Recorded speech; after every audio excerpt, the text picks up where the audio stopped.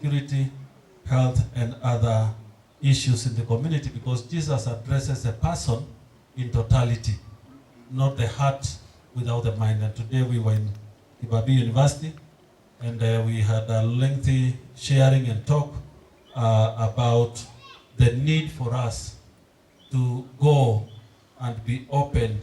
The mind and the heart must go together. Even to address issues of moral standing and morality, the mind and the heart must be at the same place at the same time. Because unless we understand and until we believe, we cannot make a mark and a difference in our own lives. But today we are standing at a very critical point in our nation and nation life. And not only Kenya, but nations of the world are going through hard economic times. We are at a place where, what has always been known as a right is no longer taken as a right. What is known as truthful is no longer known as truthful, because the world is changing things upside down. And even the Bible has been overturned with many interpretations, and we have seen what has happened in Shakahola in the name of the church. We are at a point where poverty has led people to do many things, even, self-destructive things. We are at a moment where people are hurting because of ailments and diseases that have come en masse.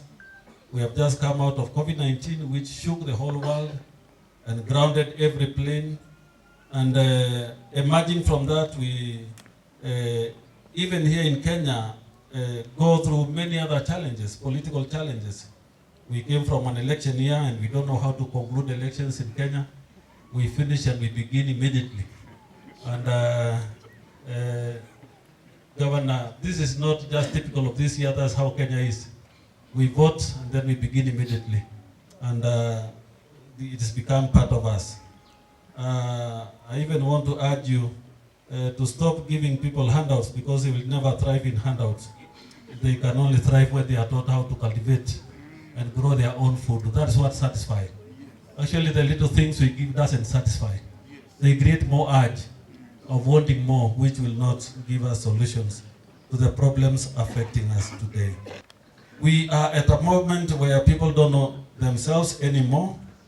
Our children in school are being influenced with drugs and substances abuses every day. There is infiltration of, things like homosexuality and perversion that has come.